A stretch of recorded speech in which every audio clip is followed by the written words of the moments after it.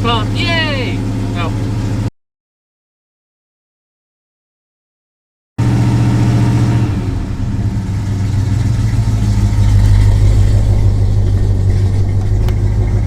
By the way, this has no choke. That's me doing it. Because all my years of driving, never use a choke. Because I forgot to say it earlier, don't forget to like, comment, share, subscribe, hit the hype button, hit the notification. Hello and welcome.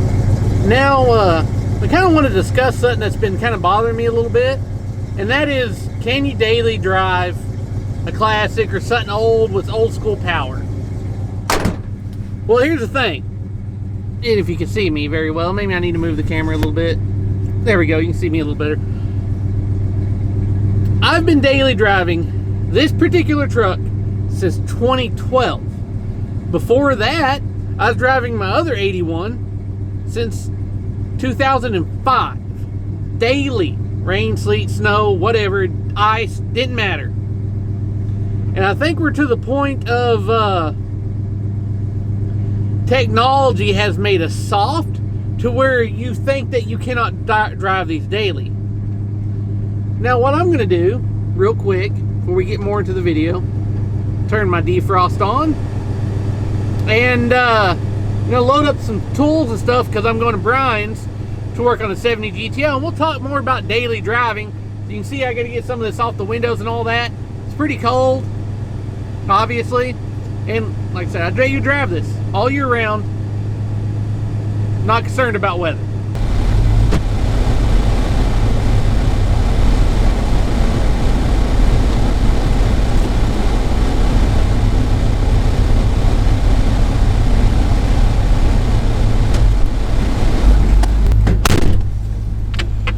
Alright. Obviously without choke, it's not too hard to start. You can use a choke, obviously. Most people do. But I'm going to be honest with you. I don't get this whole thing of, they're unreliable. You can't daily drive these old cars and trucks with old school power. That is a lie. This thing still has a quadrijet on it. Last time I rebuilt it was, oh good Lord, 2013 maybe, 12. Actually right before I put it on the truck, so 2012. Now the whole thing about them being unreliable is probably previous people, owners, on how they took care of their vehicle. That's probably the biggest downfall, because you'll buy a used vehicle, the previous owner neglected it, and it's a lot of problems. This one was a lot of problems at first.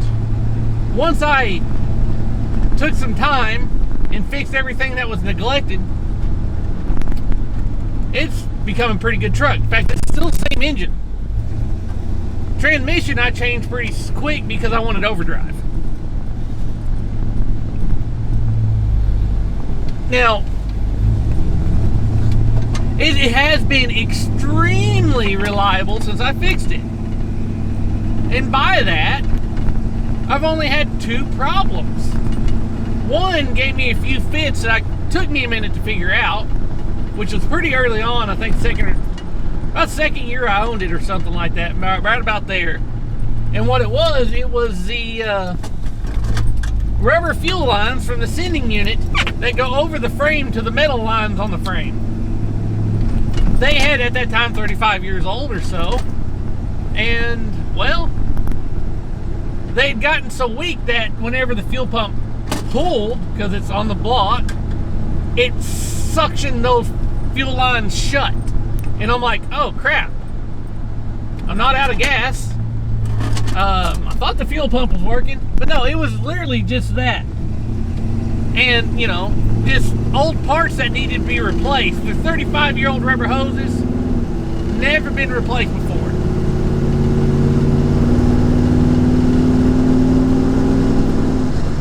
So, yeah, that was, they should have been replaced way long ago. That was just previous owner neglect, or owners, or whatever you want to say.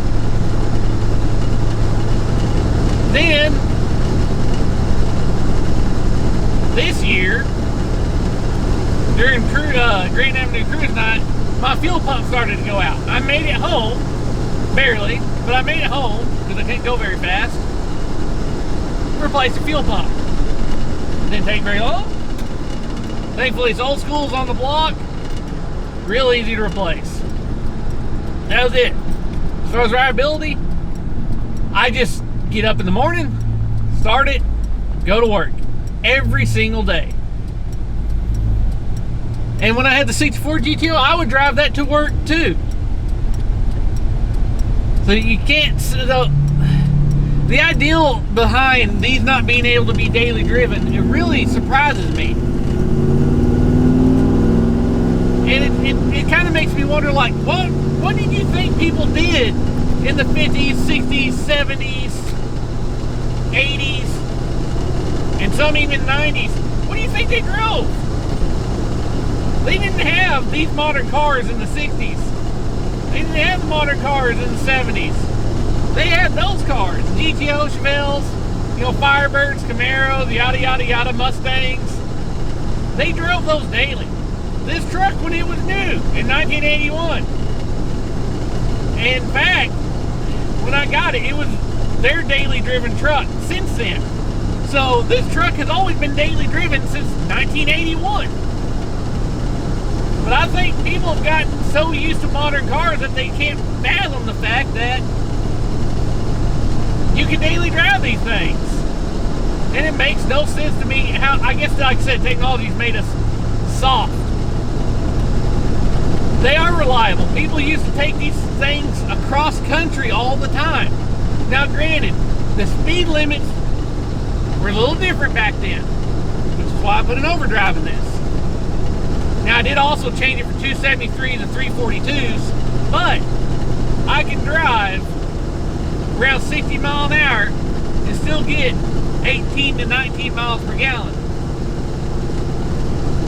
And for this old thing, this old worn out engine that has who knows how many miles on it, because it was in the truck when I got it 12 years ago, and I've been driving it, beating the crap out of it, doing burnouts, donuts, all that fun stuff, hot rodding it, just laying my foot into it and wide open throttling it randomly when I feel like it, and it still gets 18 to 19 miles a gallon on the highway. So I don't see people's problem. Now, a lot of people will claim that the modern vehicles are a lot more this, that. Well, the one thing the modern engine has over the old school engine is a transmission.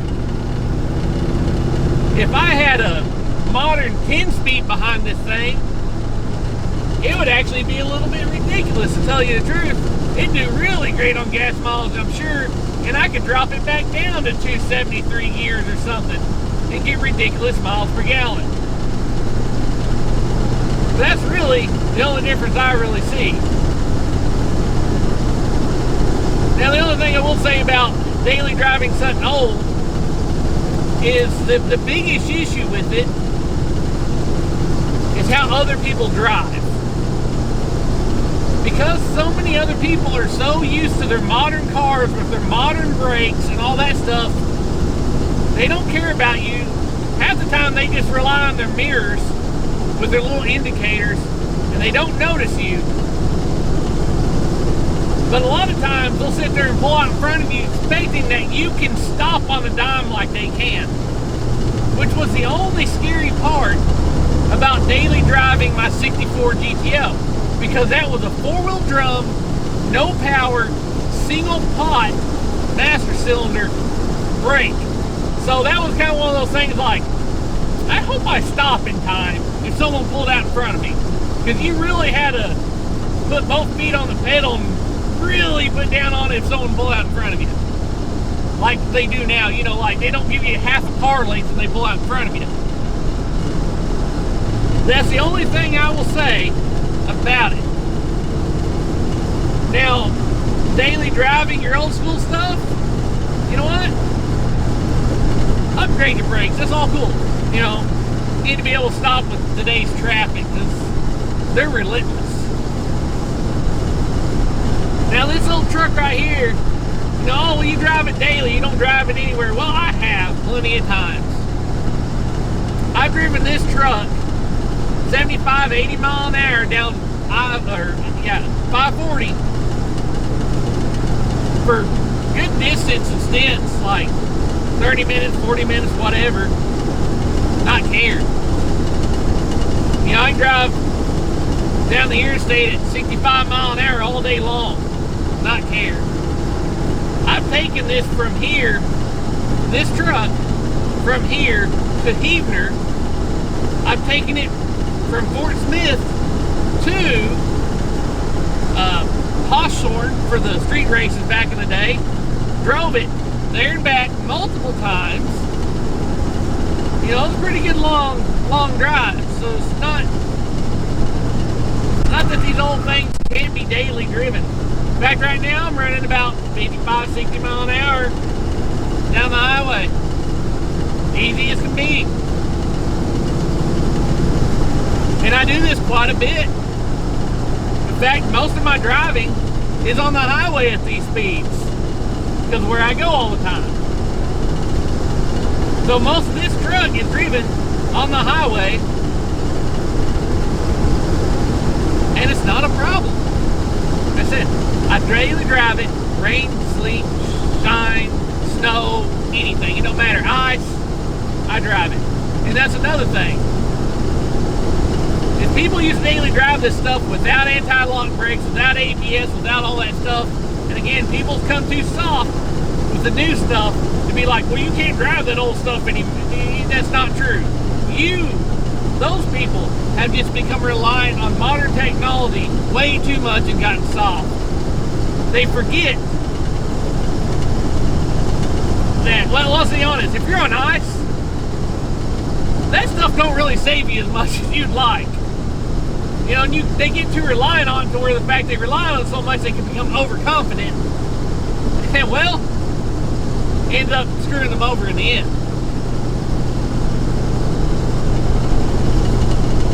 And that's why I feel most of it. The other thing about modern stuff, one thing I'd like to upgrade other than brakes, tail lights and turn signals. Because it seems like people don't pay attention. Some of these older lights aren't bright like they used to be, and you got a lot of light pollution, so it really cuts it down. So I like to have upgraded tail lights and stuff, so make sure they can see you stop so they don't rear end you. Because that's annoying. I've been rear-ended a couple times by people not paying attention to what it usually is. And it's annoying. Now my other truck, the other 81, that one was a little, you know, well, back in the day was a hopped up 350, you know, upgrade the cam, port the heads, yada, yada, yada. Had 373 gears, but a 350 turbo. So you think, oh, you didn't drive that one very far. Not true. I drove that from Fort Smith to Lamar with 373 gears and a 350 turbo, winding that thing out at 3,500 RPM and just down the highway and back. No problem. Took it to Wilburton to the fall festival car show like that. So 373 gears and that turbo 350. I still got like 12 miles to the gallon. And you know, that's like an hour and a half, whatever, 2 hours, something like that. I don't remember. Just down the highway. Well, you can't say that you can't drive them. They're not reliable. Like I said, the biggest problem is just the people that you get them from who didn't take care of it. And that is also true on new cars. Because new cars, well, I say new cars, anything above, let's go back in fuel injection into the, you know, 80s, 90s, early 2000s. If you had a fuel injection vehicle from then, or even around 2010, if you bought one of those fuel injection vehicles from someone who did not take care of their vehicle, they neglected it, didn't do proper oil changes, didn't change parts when they should have, like when they got an engine light, they just left it, you might have some problems when you get that vehicle, you know? New cars break down too. You see it a lot, probably because there's more new cars on the road, but you still see them break down. They're not bulletproof. If you take care of them, they're pretty good, but you get someone that doesn't. But you can go get a new car and in a month it's back in the shop. Warranty work because something broke, or a recall because something's about to break. So, you know, new cars aren't 100% reliable either. They just got this technology in them that gives people a cushion. You know, something like this old school small block here with a quater jet, I'm pretty in tune with the engine and the truck. I can feel through the steering wheel. I can feel through the gas pedal and the brake pedal. I can feel all that. And if something goes wrong, I'm like, oh, there's something wrong. I can feel it. Modern cars, they're so comfortable, you don't really feel anything. And a lot of times you don't hear things either. I wouldn't say old school, you have to be in tune with the vehicle, but it doesn't hurt. Now, like, I got a vacuum gauge on this. I can tell by the vacuum gauge what it's doing if something is wrong with it. That's what I need. I don't need an engine light, I have a vacuum gauge. Huh, okay. I can feel the transmission and feel if there's something wrong with it. I can tell in the rear end if there's something wrong with it. But people have gotten so reliant on technology, it's ridiculous. Another thing about that is, what I will say is a lot of people claim that, you know, back in the day, old schools weren't reliable for multiple reasons. Well, why is that? Well, back in the day, I'll admit the oil was not good. The oil was crap and it gummed up a lot and it took the lifespan of an engine down. Also, the fuel, a lot of people say the fuel's better. I don't think so. The fuel gummed up a lot. So people rebuilt their carburetors more often back in the day. So I haven't built this one in a while and it still runs freaking flawlessly. It's also a quater jet. I set it and forget it. I don't care what anyone says. Quater jet is one of the best carburetors ever made. You cannot disprove that.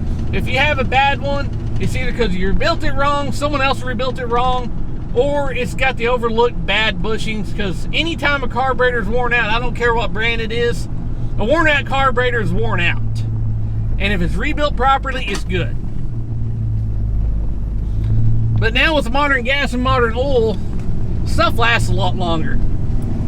And, well, you don't have to worry as much.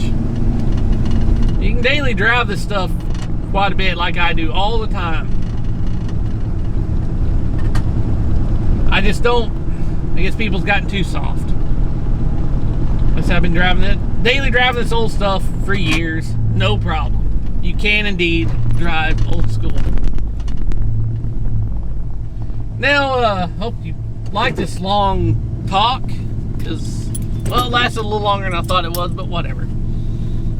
I hope you enjoyed this. As always, thanks for watching.